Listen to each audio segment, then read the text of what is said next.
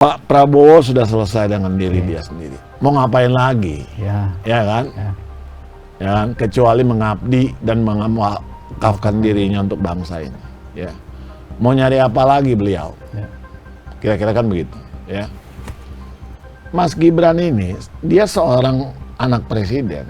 Saya aja mungkin, ya, kalau saya jadi anak presiden, ya, saya mungkin bisa jadi konglomerat kalau saya. Tinggal minta proyek ya Bang. Iya kan? Iya kan? Oke. Iya kan? Tapi dia bisa menjaga diri dia gitu ya. Hampir 2 periode, hampir 9 tahun berarti kan ya. Tapi kan dia tidak lakukan itu gitu. Cawe-cawe misalnya di Pertamina, di PLN gitu ya. Dia tidak lakukan itu ya. Dia tetap menjadi Gibran yang ya pengusaha itu catering, ya, bukan sempurna, tapi pasangan yang ideal yang ada saat ini, ya. Yaitu Pak Prabowo sebagai orang yang sudah berpengalaman dan selesai dengan dirinya, ya, itu akan menjadi bridge, ya, akan menjadi jembatan, ya, untuk memberikan jalan kepada generasi yang lebih muda. Assalamualaikum warahmatullahi wabarakatuh. Selamat siang Sobat WK dan Tribuners dimanapun berada. Jumpa lagi dengan saya Eko Priyono, manajer peliputan Warta Kota. Hari ini Rabu 17 Januari 2024. Di studio kita kehadiran politisi PDIP yang merupakan wakil komandan relawan tim kampanye nasional Prabowo Subianto Gibran Rakabuming Raka, Bang Roy Maningkas. Apa kabar Bang? Baik. Alhamdulillah. Amin. Tempo lalu kita udah berbincang dengan Bang Roy ya di podcast Warta Kota juga. Tapi kali ini kepingin menegaskan lagi Bang.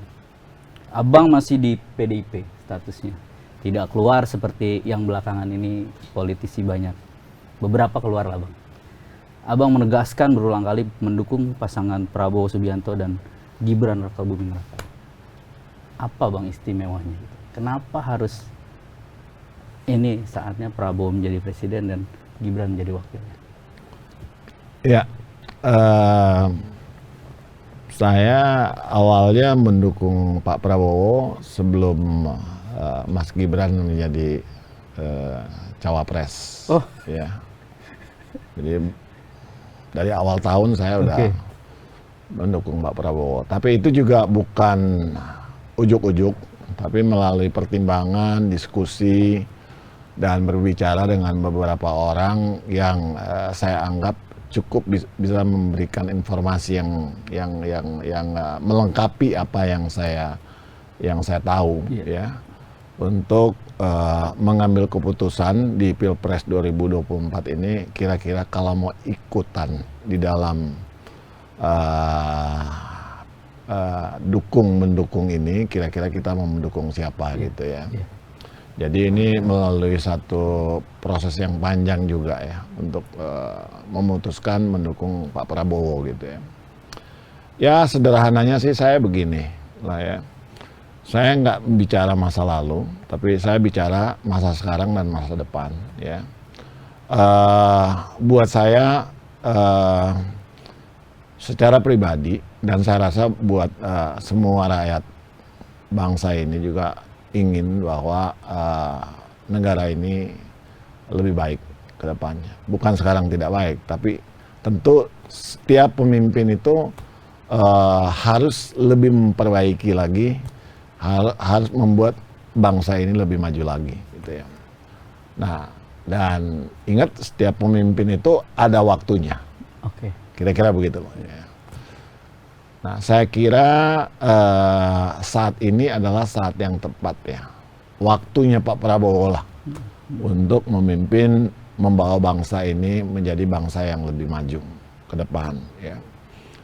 Salah satu syarat ya, saya sederhana saja ya. Saya bukan menginginkan, tapi kriteria saya pertama adalah orang itu udah selesai dengan dirinya. Ya. Apa sih maksudnya selesai dengan dirinya? Ya kalau dia belum selesai dengan dirinya, ya dalam hal apa namanya hal-hal yang sifatnya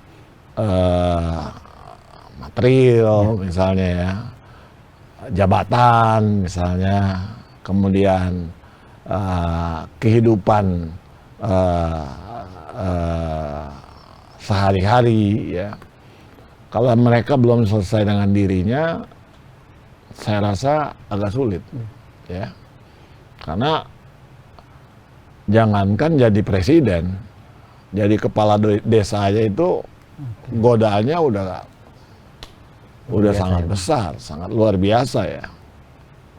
Nah, jadi saya di luar soal kompetensi dan kemampuan kepemimpinan, ya, yang menjadi kriteria saya adalah yang tadi saya sebutkan tadi, bahwa Pak Prabowo sudah selesai dengan dirinya sendiri lah, ya. Saya melihat bahwa beliau itu betul-betul sudah memang seperti yang dia katakan itu betul, mewakafkan diri dia untuk bangsa ini. Dan ini dia bicara ratusan juta orang tahu bahwa dia bicara seperti itu, ya.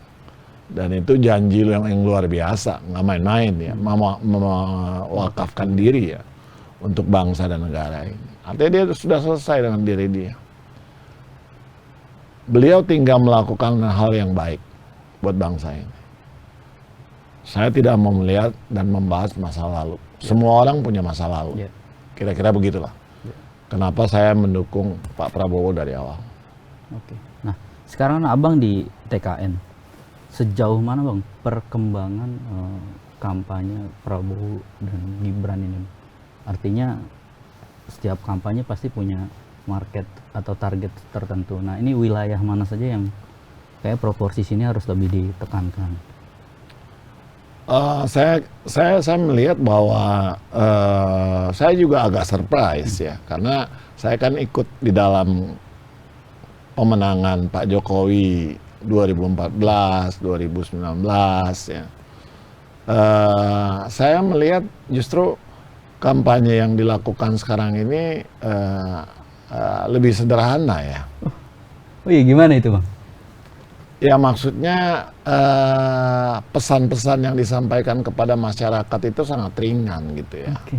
Ya kan, istilah-istilah yang digunakan pun tidak ngejelimet, gitu, ya. Jadi saya kira komunikasi yang dilakukan, kampanye yang dilakukan baik oleh Pak Prabowo maupun Mas Gibran itu adalah komunikasi-komunikasi yang mengena di hati rakyat, ya, hati masyarakat, ya.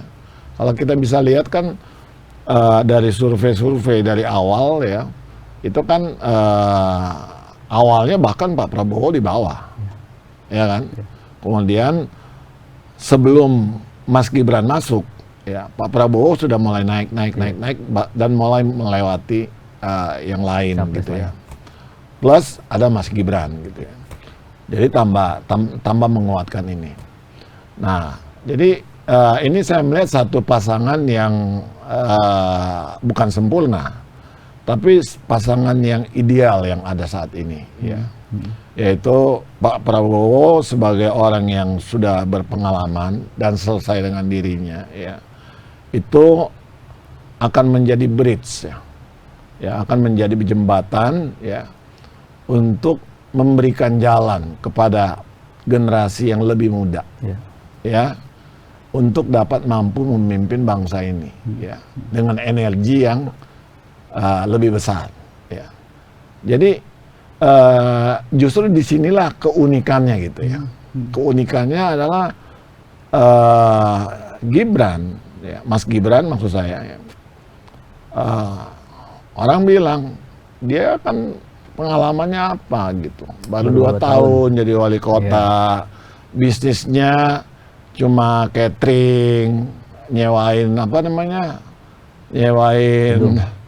gedung pertemuan pernikahan, gitu kan, terus martabak, mana punya pengalaman, gitu, ya, dalam mengelola ekonomi yang besar gitu ya. Nah, orang lupa sebetulnya bahwa ya orang pintar tuh banyak. Ya. Ya. Mas Gibran ini dia seorang anak presiden. Saya aja mungkin ya kalau saya jadi anak presiden ya saya mungkin bisa jadi konglomerat kali saya. Tinggal minta proyek ya Bang. Iya kan? Iya. Iya kan? Oke. Iya kan? Tapi dia bisa menjaga diri dia gitu ya. Hampir 2 periode, hampir 9 tahun berarti kan ya. Nggak cawe-cawe gitu ya. Padahal kan gampang banget gitu. Untuk seorang Gibran ini menjadi seorang pengusaha papan atas 9 tahun loh. Ya. Tapi kan dia tidak lakukan itu gitu. Cawe-cawe misalnya di Pertamina, di PLN gitu ya. Dia tidak lakukan itu ya. Dia tetap menjadi Gibran yang ya pengusaha itu catering, ya pengusaha nyewain tempat untuk pertemuan ya. Jadi saya melihat ada sesuatu hal ya yang paling penting sebagai seorang pemimpin bangsa ke depan. Ya, kita ini kan udah dipimpin oleh berbagai orang. Ada jenderal, ada macam-macam. Iya. Ada ibu rumah tangga, ya kan? Iya, Bang. Oh, udah macam-macam. Dan yang lain-lain lah ya. Sudah 7 presiden pokoknya, Bang. Dan punya apa namanya background masing-masing ya. Jadi saya melihat bahwa intinya sebetulnya ya, sekarang ini bukan ke depan, sekarang ini kita harus membuat lompatan. Kita capek lah dari dulu, dari saya kuliah dulu, kita ngomong kita calon macan Asia, calon dulu, nggak pernah jadi macan Asia gitu ya. Iya. Nah, kenapa? Kita punya semuanya, kita punya sumber daya alam yang luar biasa. Semua orang ngomong kita punya potensi, semua orang ngomong kita punya potensi. Tapi kenapa nggak pernah sampai di puncaknya? Ya. Buat saya, tantangan yang paling utama itu adalah integrity. Oke. Ya. Dan less conflict of interest. Gibran ada di situ menurut Bang Roy? Kalau menurut saya, Pak Prabowo sudah selesai dengan diri dia sendiri. Mau ngapain lagi? Ya. Ya kan? Ya. Ya kan? Kecuali mengabdi dan mengawakafkan dirinya untuk bangsa ini. Ya. Mau nyari apa lagi beliau? Ya. Kira-kira kan begitu. Ya. Mas Gibran, ya. Saya ibaratkan kayak dia itu papan tulis, ya, yang belum penuh coretan macam-macam. Ya. Jadi dia masih papan tulis yang clean. Ini yang pakai kapur apa spidol, Bang? Ya apa aja, kapur sama spidol. Ya, apalagi spidol yang nggak bisa dihapus, bahaya kan. Ya, ada juga Bang. Nah, ini bahaya nih kalau spidol yang nggak bisa dihapus ya. Jadi dengan mentoring yang benar, ya, saya kira Mas Gibran ini bukan hanya untuk diri dia, tetapi dia menginspirasi ya generasi dia ya untuk menjadi pemimpin bangsa lah ke depan. Ya. Mereka kan relatif, saya asumsikan anak-anak muda ini kan belum aneh-aneh. Ya. Kalau yang udah tua-tua nih, aduh, udah karatan. Ya. Sorry. Iya. Tapi yang jelas ya Bang, kaum muda ini kalau nggak dibuka jalan sama teman-teman senior juga nggak akan bisa maju Bang. Makanya saya melihat kombinasi ini yang Abang bilang, Prabowo jadi bridge-nya, Gibran yang mungkin dengan mentor yang tepat akan jadi calon pemimpin mungkin masa depan itu ya Bang. Kemudian terkait debat Bang. Debat ketiga kemarin Pak Prabowo banyak diserang kan ya, sudah mulai menyerang Pak Anies, Pak Ganjar. Nah, persiapan untuk Mas Gibran sendiri nanti tampil di debat keempat tanggal 21 Januari 2024 mendatang, apa aja Bang yang dilakukan TKN? Sebenarnya begini ya, saya lebih substansial lagi ya. Kita ini kan sebetulnya Indonesia ini kan agak berbeda ya, tapi udahlah, itu kan udah karena sekolahnya banyak pakai textbook luar negeri semua ya. Jadi kita pemilihan presiden tuh harus mirip sama Amerika gitu. Harus mirip sama negara-negara barat. Padahal kita ini kan sederhana, musyawarah, mufakat, kira-kira begitu ya. Ini kan kita dibikin berkelahi gitu di depan publik gitu ya. Tapi ya udahlah, ini kan udah sistemnya Bang. Sistem yang sudah disepakati bersama sekarang ini ya. Jadi dalam hal ini saya melihat bahwa kalau seandainya itu dijadikan ukuran semata-mata seorang pemimpin yang Debat kita ini ya, akan Bang? pilih, Oke. nah, rusak negara ini. Oke. Ya, karena kenapa? Kita panggil aktor aja, Yang iya. ya kan? Oke. Panggil aktor suruh pada jago ngomong semua kan? Iya. Atau tukang obat lah sekalian lah, ya kan? Iya Bang. Oke. Jadi itu nggak menjadi ukuran gitu. Apalagi misalnya yang dibicarakan tidak substansial, Iya. menyerang misalnya, ya. Itu nggak substansial buat saya gitu ya. Jadi itu tidak bisa menjadi ukuran, ya, tidak menjadi ukuran. Yang paling penting itu adalah sebetulnya yang tadi saya katakan tadi itu ya, pemimpinnya udah selesai dengan diri sendiri, punya integriti, ya tentu punya kompetensi, ya kira-kira begitu ya. Kalau untuk pekerjaan yang lain banyak orang pinter kok yang bisa dibayar kan, kira-kira kayak gitulah ya. Saya jadi ingat Ketua DPD Demokrat DKI Bang, Mujiono. Dia bilang sistem demokrasi kita yang sekarang yang penting dipilih, bahwa nanti yang dipilih kan tinggal tunjuk profesor di kanan kirinya untuk menunjang pekerjaan dia Bang. Kira-kira gitu Bang. Pendapat Abang? Ya dipilih, tapi kan dipilihnya harus ada kriteria juga. Kira-kira begitulah ya. Kriterianya buat saya yang paling nomor satu itu sekarang ini adalah apa?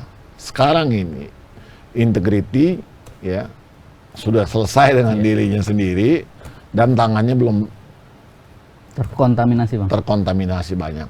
Wah, Ya, ini kombinasi yang menurut saya cukup ideal lah, yang sekarang ini ya. Pak Prabowo dengan pengalamannya semua ya akan menjadi bridge membuka generasi muda. Ya. Oke. Kalau enggak, kapan kalian jadi pemimpin? Betul Bang. Kan Memang kira-kira harus dibuka begitu. dulu. Betul. Oke Bang, kembali ke posisi Abang. Ya. Politisi PDIP yang ada di kubu Pak Prabowo yang mana tidak didukung partai Abang sendiri. Baru-baru ini Marwar Sirait, kita panggilnya Bang Ara, memutuskan keluar dari PDIP. Sebetulnya Abang boleh berkomentar boleh tidak menanggapi keputusan Bang Ara tersebut dan apa dampaknya buat PDIP di pemilu 2024? Kalau buat saya sih ya tentu kan saya kurang etis mengomentari adik saya Ara ini ya. Dia tentu punya alasan, punya reason sendiri, punya pengalaman sendiri ya, sehingga dia mengambil keputusan untuk pamit dari PDIP ya. Dan itu tentu hak beliau ya. Tapi kalau saya secara pribadi ya, saya ya sama namanya berpartai itu kan pasti kita akan mengalami konflik, pasti kita akan menghadapi banyak hal lah ya. Di internal partai. Di internal partai. Ya. Tapi sekali lagi ya saya juga melewati banyak hal juga di partai, bukan yang senang-senangnya aja ya. Tetapi saya tetap berpegang bahwa ideologi ya, yang ada, yang saya pegang sampai saat ini, yang membuat saya tetap mengatakan saya PDIP, ya. Saya tidak keluar dari PDIP, ya. Saya tetap memahami dan mengerti, ya, konsep ideologi partai dari kan bermetamorfosa sebetulnya kan. Dari PNI, PDI, kemudian menjadi PDIP kan. Tapi secara prinsipnya nasionalisme yang ada di dalam PDIP, kemudian marwah bahwa ini adalah partai yang mengutamakan rakyat, terutama rakyat kecil, itu sebetulnya menjadi substansi dasar dari partai ini gitu ya. Bahwa dalam perjalanannya ada oknum-oknum yang mengenyampingkan ini, ya, itu kan oknumnya, ya. Ideologinya kan tidak berubah gitu ya. Jadi buat apa saya keluar dari partai? Kira-kira begitu ya. Nah, pertanyaannya kan kenapa Pak Prabowo dan Mas Gibran, ya kan? Karena saya melihat, ya, walaupun misalnya Pak Prabowo itu bukan PDIP, ya, tapi saya lihat-lihat kok agak cocok gitu ya. Ideologinya? Ya, agak cocok pembawaan beliau, ya, dan cita-cita beliau, ya, dengan apa yang saya yakini di partai saya ini, PDIP gitu. Jadi value, beda partai tapi kayaknya value-nya itu sama gitu. Jadi nggak ada masalah dengan itu kan, harusnya kan. Tapi kan ada istilah tegak lurus dengan partai, Bang. Sedangkan PDIP sendiri punya capres yang lain ya, Pak Ganjar dengan Pak Mahfud MD. Partai itu kan buat saya itu kan kayak baju. Ideologi kan yang di dalamnya. Jadi kita tegak lurus pada ideologi atau tegak lurus sama baju? Saya tegak lurus sama ideologinya. Oke. Nah, ini yang saya lihat bahwa Pak Prabowo walaupun bukan PDIP tapi beliau kelihatannya, ya, dia agak inherent gitu dengan ideologi PDIP itu sendiri. Ya mungkin karena itu juga dia pernah diajak jadi cawapres oleh Ibu Mega. Kalau nggak cocok kan nggak mungkin diajak kan. Ya Mas Gibran udah jelas bahwa beliau masih muda, ya, beliau masih punya banyak kesempatan, bukan hanya banyak kesempatan ya, tetapi yang paling penting adalah dia akan menginspirasi untuk regenerasi, ya, di dalam kepemimpinan. Supaya jangan yang itu aja lah, ya. Jadi anak-anak muda ini harus kasih kesempatan gitu ya. Kasih kesempatan berkreasi, memimpin bukan hanya di negara, tetapi di dalam semua aspek kehidupan berbangsa dan bernegara gitu ya. Karena inspirasinya dia. Jadi Bang, Mas Gibran cukup berat tantangannya karena dia menjadi contoh. Kira-kira kayak gitu. Bang, bisa diceritain nggak Bang? Abang tadi selalu bilang ideologi, memahami ideologi partai. Dalam perjalanannya kan nggak mudah. Abang bisa cerita nggak apa yang Abang? Kita PDI. Abang dari SMP kan ya? Nggak, saya dari SMA kelas 1 saya udah PDI. Ya. Kemudian saya juga menjadi aktivis, ya. Kemudian saya menjadi masuk dalam struktur partai, ya. Kemudian saya juga sempat jadi wakil ketua DPRD di Sulawesi Utara, ya. Jadi saya melewati masa itu semua gitu ya. Jadi memang kita sekarang kan di PDI ada sekolah partai, ya. Itu bukan sesuatu hal yang buruk, tapi itu pengetahuan. Ya. Transfer ilmu. Ya. Itu pengetahuan, ya namanya pengetahuan, ya kan. Itu tidak salah, tetapi lebih daripada pengetahuan itu adalah kita kira-kira itu linear nggak gitu dengan pengetahuan yang kita pelajari di sekolah partai itu gitu. Kalau nggak repot Kira-kira seperti itulah ya. Ya saya berharap ya, karena kalau kita bicara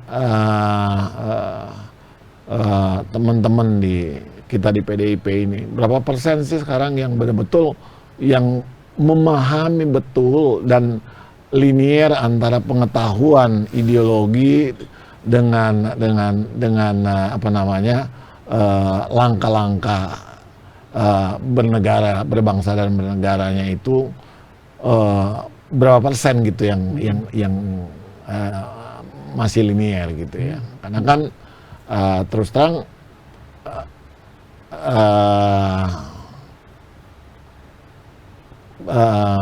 ya saya bertambah usia saya gitu ya, teman-teman yang lain yang lebih senior juga bertambah usia mereka ya. Jadi tentu harapan saya ya, apa yang terjadi sekarang ini sebetulnya yang bukan sesuatu yang ekstrimnya runtuh lah buat PDIP, no. Tapi ini menjadi satu koreksi. Mestinya ya Bang. Satu koreksi ya, bahwa masa depan masih panjang. PDIP itu udah terbukti ya, ideologinya adalah ideologi yang tertua, partai yang punya ideologi tertua yang masih ada sampai saat ini di Republik ini ya. Jadi masih punya banyak kesempatan gitu ya untuk lakukan beberapa koreksi ke depan. Oke. Kalau pertanyaannya begini Bang, saran Abang terhadap siapapun ya, politisi ketika dia memulai karir, menentukan pilihan di jalur politik, apa yang mesti dia memiliki? Karena kan kita, atau Abang lah ya, nilai Abang janganlah menjadikan politik sebagai sumber mencari nafkah. Apa saran Abang untuk para politisi muda ini? Ya pertama tentu menjadi politisi itu kan bukan pekerjaan ya, atau tempat mencari nafkah, bukan ya. Politisi itu tempat kita untuk mengabdi, sebetulnya tempat untuk mengabdi ya. Kalau mau jadi kaya raya jadi pengusaha aja. Clear itu ya Bang. Oke. Jelas ya jelas ya. Ya. Jadi saya juga nggak setuju juga sih kalau seandainya jadi pengusaha sekaligus jadi politisi. Juga ya kan? Iya. Salah satu gitu ya, pengusaha, politisi gitu kan. Jadi untuk generasi muda tentu saya berharap bahwa mereka harus sadar gitu ya, bahwa once mereka memutuskan menjadi politisi ya, mereka sebenarnya menyerahkan diri mereka itu untuk mengabdi pada bangsa dan negara lebih dibandingkan orang lain. Bukan berarti orang lain tidak mengabdi pada bangsa dan negara ya. Rakyat biasa juga mengabdi kan, bayar pajak, kerja segala macam. Tapi sebagai politisi ya, apalagi sampai dia duduk di struktur, apalagi dia sampai duduk di DPR ya, atau punya otoritas yang tinggi ya, dia itu sebenarnya punya tugas yang sangat berat. Membuat kebijakan dan segala macam yang dipenuhi dengan segala hal yang mempertaruhkan rakyat yang jumlahnya ratusan juta ini. Jadi ya buat politisi-politisi muda ini saya suka mereka dengan semboyan bergembira dengan politik ya. Tapi satu hal juga yang harus diingat bahwa kalau berpolitik itu adalah pengabdian. Kira-kira seperti itulah. Pengabdian buat bangsa. Bukan untuk kepentingan individunya sendiri atau kelompoknya. Gini ya, saya nggak usah menafik. Ya. Kan sebenarnya kalau jadi politisi, ya, apalagi jadi anggota DPR, jadi menteri, ya, cukuplah. Oke. Harusnya ya Bang? Iya kan, benar nggak? Iya, oke, harusnya. Kecuali gaji, tunjangan, dan masih lain-lain. merasa kurang, ya kan? Ya. Kan negara juga nggak melupakan kan bahwa mereka juga diberikan fasilitas ya. Ya cukup lah itu. Ya. Nah kalau mau lebih banyak dari itu ya jadi pengusaha. Itu aja. Oke. Bang, terakhir Bang, baru-baru ini atau belakangan lah saya lewat daerah Kemang tuh saya lihat spanduk gitu, 1 putaran gitu, dukung 1 putaran, lebih hemat, lebih apa lagi gitu Bang. Ada alasannya itu Bang. Nah TKN sendiri memang memaknai nanti 14 Februari 2024 itu bagaimana sih Bang? Memang cenderung lebih ingin 1 putaran atau gimana Bang strateginya? Ya tentu kan semua orang ini kan ingin yang terbaik, ya akan berusaha untuk sebaik-baiknya di dalam pilpres ini atau pemilu ini ya. Jadi kalau seandainya pasangan Pak Prabowo, Mas Gibran ya dan tim yang ada TKN mengatakan bahwa targetnya 1 putaran, ya itu wajar-wajar aja kan. Dari mereka, dari tim yang lain juga boleh ngomong gitu 1 putaran. Ya. Bebas Bang. Bebas, ya bebas untuk mengatakan itu. Tapi tentu kita mengatakan itu kan bukan mengatakan asal bunyi, ya. Tentu kita melihat apa kerja politik yang sudah dilakukan, ya. Apa yang diterima oleh masyarakat, komunikasi apa yang diterima oleh masyarakat. Jadi saya pikir bahwa itu bukan hanya slogan, ya. Kembali sekali lagi ya bahwa tidak ingin mendahului yang Maha Kuasa ya. Tapi kita tetap berusaha untuk kalau yang Maha Kuasa izinkan ya 1 putaran lebih hemat kan ya. Jadi cepat efisien ya kan? Ya itu ada efisien itu. Cepat efisien kan? Jadi udah habis ini semua konsentrasi kembali. Karena setelah itu kan ada pilkada Bang masing-masing. Jadi kalau 2 putaran buat Jakarta ya Bang, PR sih Bang. Ya. buat para calegnya. Dan semua kan capek. Ya. Ya, semua capek. Ya, perangkat-perangkat KPU semua betul, ya. biaya dan segala macam ya. Jadi saya pikir rakyat juga mungkin mau 1 putaran aja lah. Bukan hanya Pak Prabowo sama Mas Gibran ya. Rakyat juga maunya 1 putaran aja. Iya. Kira-kira begitu. Baik, Bang Roy, terima kasih banyak atas waktunya. Nanti kita ngobrol-ngobrol lagi. Thank you. Thank you Bang. Ya Sobat WK, Tribuners, demikian obrolan kita dengan Bang Roy Manikas, Wakil Komandan Relawan TKN Prabowo Subianto Gibran Raka Buming Raka. Silakan ambil yang baik-baiknya dan saksikan tayangan ini hanya di Warta Kota Production. Sampai bertemu pada narasumber berikutnya. Assalamualaikum warahmatullahi wabarakatuh. Salam. Jangan lupa subscribe ya.